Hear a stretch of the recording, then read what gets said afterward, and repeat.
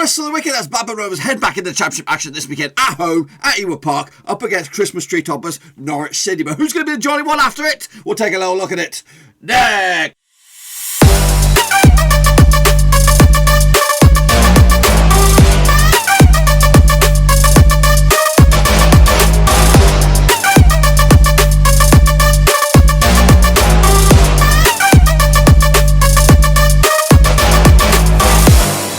Folks, back once again with another match preview. This time looking forward to Blackburn Rovers match up against Norwich City this weekend at Ewood Park, and we'll get to that in just one second. If you're new to the channel, smash your subscribe button to keep you bang up to date with all things Blackburn Rovers related, Championship related, football related, we're all here under one Christmas tree. That's right, boys and girls. That's right, edging ever closer to, of course, the mad old Christmas period when, of course, games are coming thick and fast. They are still coming thick and fast regardless of that.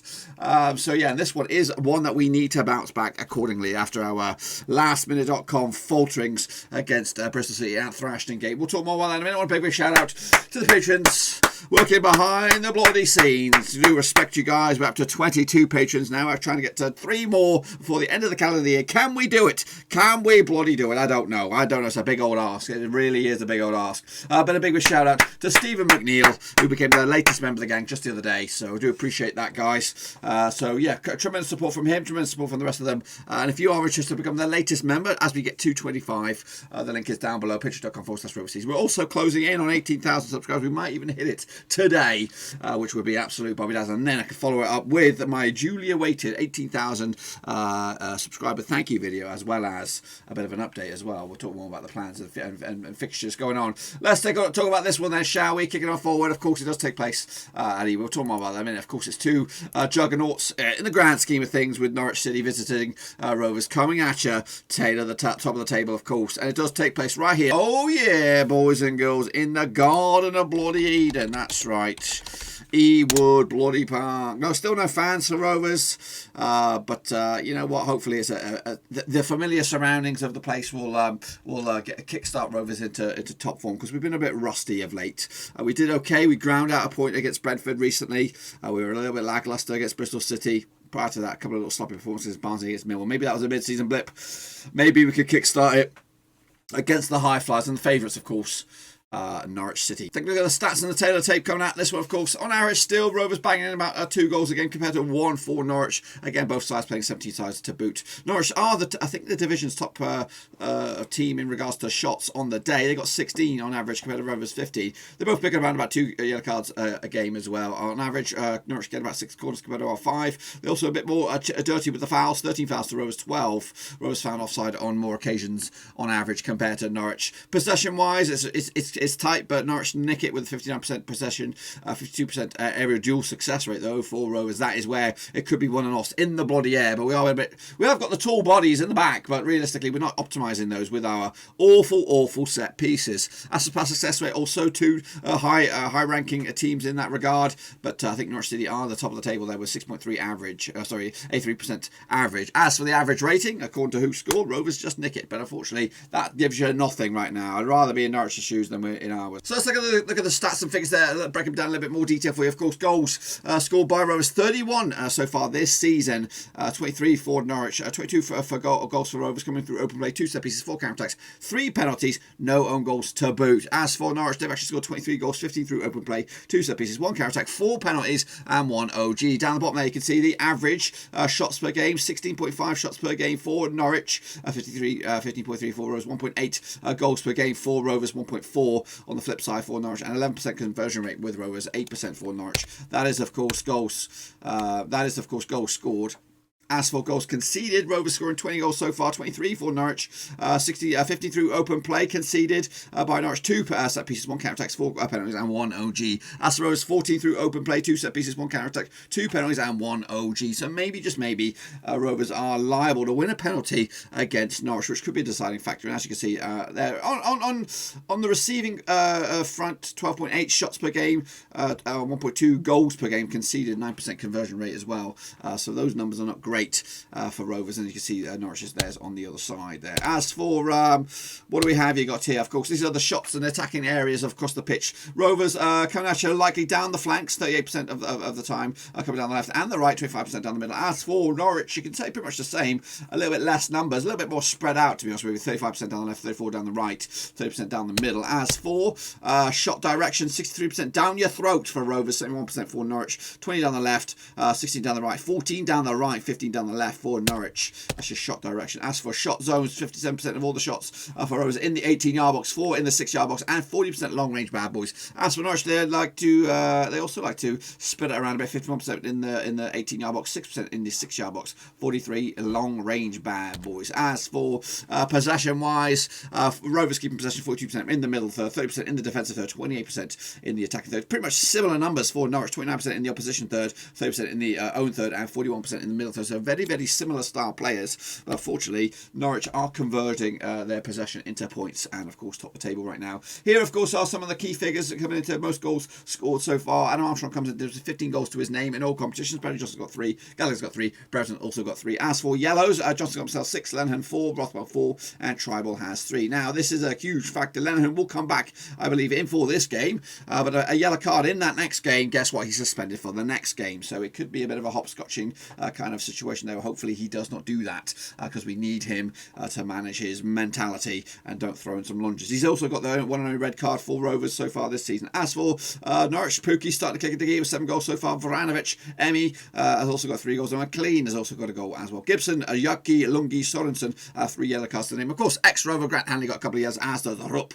Emi's also got a red, and so does Adam Adar as well, the youngster. Indeed, this is my expected starting lineup for Rovers heading into this bad boy. Kaminsky between 6. I think Douglas was a little bit shit against Bristol City, but to be honest with you, a lot of players were shit. But he still gets the nod for me. Again, he's not played that many games. We need to give him a bit of time to showcase what he's all about. Lenihan, I think, will come straight back into it, and I think he'll get he'll partner Ayala between the back 3 or back 4 there, should I say, and Naomi will get right back. Of course, Rothwell for me, and Johnson as well. I think Davenport do a start. He's been cameo in it to the past couple of games. Did score a goal, the lastminute.com equaliser against Brentford, but he didn't get much time to change it up against Bristol City. Of course, the attacking trio picks itself, Elliott, Armstrong and Gallagher at the moment, but hopefully in a couple of weeks' time we'll have Brereton in that mix, Dack in that mix as well, to maybe give it a bit of a selection headache moving forward. Tyree Stoneman will be waiting on the wings as well. This is what I think anyway. You know, you could perhaps bring Amari Bell in, you could bring Derek Williams as well to partner Lenihan in that familiar back 4 there, and of course Holtby could be into consideration for that centre midfield spot, but we'll have to wait and see. As for Norwich, I think they're going to go with this. McGovern between 6, Sorensen, Hanley, Lieberman, and Aaron's make up a back 4, strong back 4. They're internationally recognised back 4 as well, with Hanley, Sorensen as well. Skip coming in there with Vranic, Stieberman in midfield. Cantwell, I believe, will get the nod. Wender as well. Pookie as well, leading up the. Of course, he's a familiar man at this level, scoring a buttload of goals. Of course, scored a fair few goals in the Premier League, but he's back here at the Championship. And Aris, of course, hotly tipped to make a move in the summer, but I think he stayed put. Let's take a look at the previous records between these two sides. Of course, heading into this, not the best record overall. This is home versus away form. This is the last 6 at Ewood Park. Last time out, it was actually back-to-back. It's actually 3 wins on the spin for Norwich over Rovers. So they are very good at beating us, especially at Ewood Park. They've won the last 3. Last time out, it was back in 2018. Around about this time last year, or a couple of years ago, actually. Team Pookie were the one and only goal. I think I was on a bloody boat when I watched that last time out. Of course, a couple of seasons ago, back in 2016, it was a 4-1 win for Norwich, with Jacob Murphy, Houlihan, Jerome, and Stephen Naismith on the score sheet. Anthony Stokes, get out of my club, mate. He also was on the score sheet as well. And then, of course, even further back, 5 years ago, Norwich 2-1 winners over Blackburn as well. But if you go back further than that, of course, that's when Rovers were a little bit decent. It's not been that way in the past. Anyway, the last 6 overall, not really good, not really pretty reading. Of course, the only highlight for Rovers out of the last 6 was a draw against Norwich at Carrow Road back in 2017, 2-2 draw. They were playing with 10 men as well, but yeah, they've been chief whipping boys for us for a fair few years. So we're due a result against them. We are due a bloody result. Will it be this weekend? I don't know. They are coming out to top of the table, of course, and we'll take a look at the form table in a minute. This is a part of the form table right here, right now. In fact, let's go back to that in a little bit. I've got some other stats and figures. That is, of course, the recent record. However, if you want to take a look at the grand scheme of things between these two sides, of course, they played more than just the recent 6. They've also played 45 in the past. 19 wins for Rovers, 14 wins for Norwich, and 12 draws. So that's a little bit of food for thought. Also, Tony Mowbray's record against Mr. Farkinell is actually not great. He's actually played against him twice and he's lost both of them. However, Mowbray's record as a manager, not just at Rovers but as his whole managerial career, he's actually managed against Norwich 9 times, winning 3 of them, losing 4 and drawing 2. So yeah, it's take that from that you will, of course. But anyway, heading into this, let's take a look at the form. Heading into this, of course, Rovers' form they were top of the table form-wise for the past 2 games, but I think they're going to be dipping down a little bit. Of course, they lost the last one against Bristol City. Prior to that, they drew with Brentford, beat Millwall at home at Ewood. Of course, they also beat Barnsley. Of course, back-to-back home wins, so that's a bit of positivity. Of course, they did also beat Preston at D. I was going to say lost there, but we didn't. Norwich coming to this though, winning 3 of the past 5. It is a bit daunting, but the past 2 games were home wins, and they grinded out the 2-1 win. The last away games, of course, actually the last away game was against Luton, and they lost 3-1.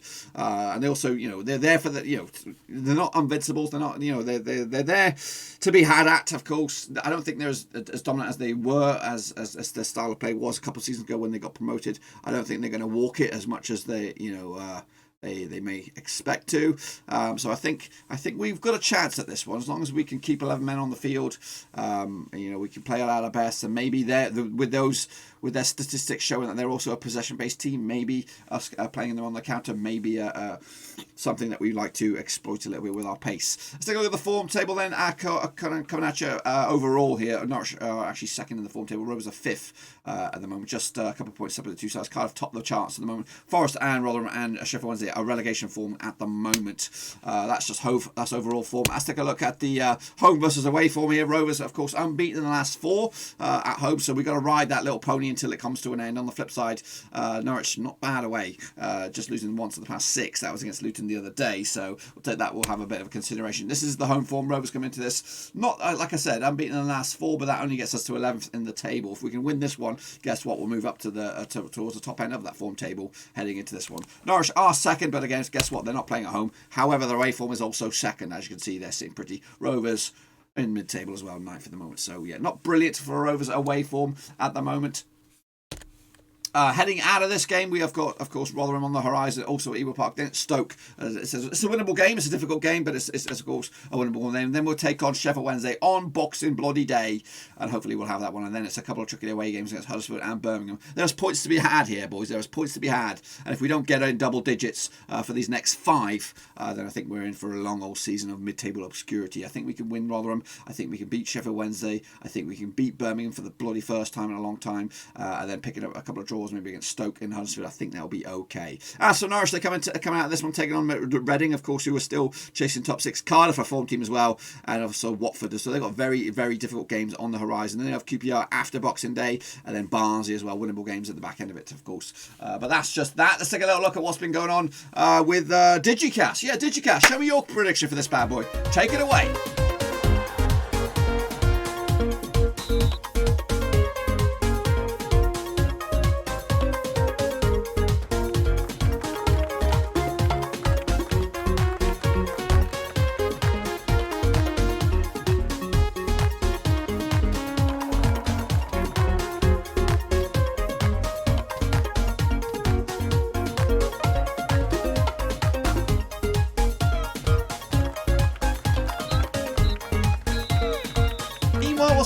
Social media, let's take a little look at the brfcs.com forum, a very, very vocal place to get some hotly anticipated, hotly opinionated opinions of Rovers content. We're going to kick it all off with Dan Rover, who started off the thread here with the match with Norwich on Saturday. Next up at Ewood, as the fixture continues to roll in thick and fast, they're currently top as the top half of the table started to look pretty congested as the season develops. Recently suffering from horrendous injuries, they've started to stutter, not least demonstrated it better than a tame loss against Luton.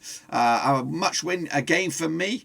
If we are intent on closing the gap on the leaders. A 4-point return for the last 3 games would be acceptable, but should we lose this rubber 1 point win would be a poor return. It would be. Would Darren be back to partner Ayala in the centre of defence, or Williams retain his place after a game under his belt after the injury at Ashton Gate? How and with who will we set up in the midfield attack, with several players showing signs of tiredness on Wednesday night? Charlie Rovers has gone with this start lineup: Kaminsky, Nyambe, Lenihan, Ayala and Douglas. Pretty much my back four there. Rothwell, Johnson, Holtby, similar, Elliott, Armstrong, Dolan. And he's decided to drop Gallagher, who was very disappointing there. Philip L said this: agreed, this is a must win. They are good but not unbeatable. Indeed, 2 injury hit squads going head to head. Surely we are not going to be as profligate.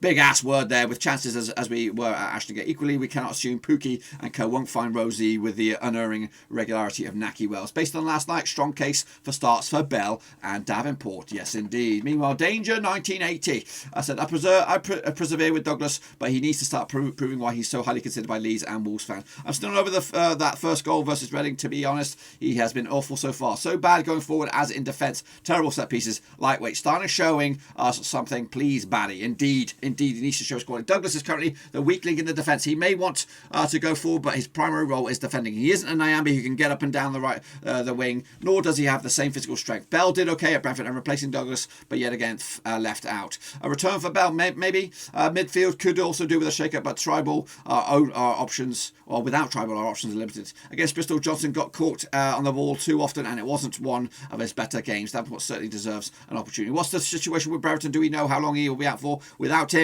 we're a bit lightweight up front. We are bloody well lightweight. Meanwhile, Darren Rovers chirped in on that one. Yeah, let's have a look at his response. I agree with all of this in regards to the midfield situation. Douglas, I feel, is a bit more suited to a left wing back role, perhaps, if we select to play a 3 at the back and 5 in midfield. He looks extremely suspect with regards to defensive duties. I'm no fan of Bell, but perhaps he deserves another shot. Another option would be switching Williams to left back and partnering Lenihan and Ayala in the middle. Johnson was excellent last Saturday, and particularly marshalled the troops well after the red card last night. He looked jaded and in need of a rest. Remember, he tended to blow hot and cold last season. He seems that type of player. Meanwhile, Burton is out for a while, I suspect, but his energy involvement has been badly missed. I did hear a whisper that Bradley could possibly be on the bench on Saturday. That would give everybody a lift if true. That's in regards to Bradley Dacarino. I think it is a bridge too far for us to get excited about that one, but it could very well much happen. Of course, kicking on forward, let's take a look at what else is going on. In fact, here is an illustrious player list of players that have played for both Blackburn Rovers and Norwich, and we're going to see a couple of them hopefully in action. Of course, Daniel Ayala at the back line there, of course, Grant Hatley, Bradley Johnson as well. Are they in there? They all should bloody well be in there. Of course, some other familiar names, of course, Craig Bellamy, Elliot Bennett, of course, injured at the moment, David Bennett, of course. Some other ones, patched. Ben Marshall, of course, Jordan Rhodes, Tim Sherwood, bloody well. It's a long list of who's who that has played for both Blackburn Rovers. And, of course, Dixon Othu, you can stick him up your arse, mate. You can stick him up your arse. Of course, let's take a look at what else is going on out of the Championship. Of course, this is some stats and figures for the Championship as a whole. Possession-based teams, the top one at the moment is Norwich, 58.6. Rovers are in third, doing very, very well. As for the most aggressive sides, Sheffield Wednesday still top the charts there, 31 yellows, 5 reds. Stoker in there as well, alongside Rotherham and Norwich. Aerial duels won. Cardiff lead the charge there, 59.6% of aerial duels won. Birmingham not too far away either. And then Rovers are hanging on in there in 5th spot, 52.5. As for shots per game, Rovers are back into 2nd spot there, 15.3. Norwich are leading the charge, 16.5. As for pass accuracy, Norwich lead the charge there, 83.5% there. Reading, Huddersfield, Brentford and Watford are in there. Of course, Rovers not too far away. I think they were around about 6th or 7th. But we'll have to wait and see. Of course, what else is going on this weekend? Cardiff against Swansea in the Battle of the Wales. That's right, in the Championship. That's the early kickoff on Saturday. Meanwhile, Forest take on Brentford. You know, must win game for Forest. They need to start grinding out the results. Or Houghton could also start to be in a little bit of a no man's land, really. Brentford, of course, trying to get back into top 6. Birmingham against Watford. Of course, Birmingham big win against Reading. Can they follow up with a win against Watford? Rotherham against Bristol City. Bristol City weren't good, but they got the 3 points, and they'll be looking to continue their run against a Rotherham side who can be difficult at home. But Middlesbrough against Millwall, the Battle of the M's. Don't know what's going to go on there. Sheffield Wednesday against Marseille, the Battle of Yorkshire. Of course, Luton Town against Preston, mid-table obscurity backends for both those sides. Bournemouth against an informal Huddersfield, that could be interesting. QPR against Reading, again, 2 wobbly teams. Don't know which way that's going to go. Wickham against Coventry, also relegation, 6 points down there. And Derby against Stoke. That's on Saturday night. But the game of the weekend really is at Ewood Park, and we will have a bloody well watch along on that one. And hopefully I'll be wearing my Let's Get Cracking shirt. if you are watching this and then you'll watch the watch along, remind me, get your stupid Let's Get Cracking shirt on, because it is a lucky charm. This is the table as it stands. Norwich City lead the charge by a 3-point cushion over Bournemouth. They're on their bloody way. A win here and a little bit of luck. They could have a 6-point lead over the chasing pack heading into, of course, the big the kickstart of the old festive period.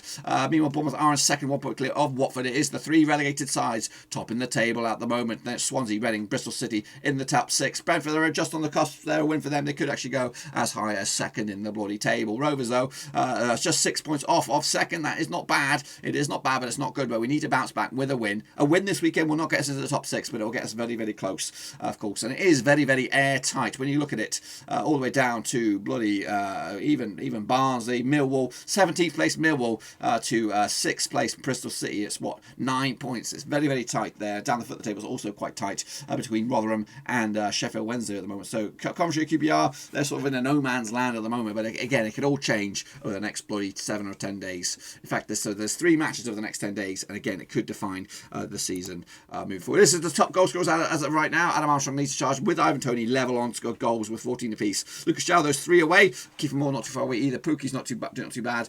Sinclair, Ayew, Maite, Campbell and Woodrow as well. As for the most assists, Elise stays up there with 6. Martin Campbell to follow, and Mbembo has got your record there. And that's it, my friends. That's all I've got for you today. Hopefully you enjoyed the video. If you did, smash that thumbs up. If you're new, smash your subscribe button. Keep you bang up to date with all things Blackburn Rovers League, Championship League, World Football League, we're going to all here under Warruski. Of course, check out the links down below: Twitter, Twitch, Facebook, and all that kind of jazz. And of course, Patreon. We're trying to get the numbers up to 25 there. So if you could do that, that'd be an absolute Bobby Dazzle. Become the latest brother from another mother, executive VIP. And we will have a watch along with Norwich, of course, on Saturday. So make sure you stick by for that. And the best way to find out is smashing the subscribe and hit the little bell so you don't miss a beat. But that's it. On my championship picks, I'll have my score prediction on there. I think I'm going with the Rovers win, but I don't know. It might be a draw. But that's it. I'll see you all very, very soon. Hopefully you enjoyed it. I'll see you all on the other side.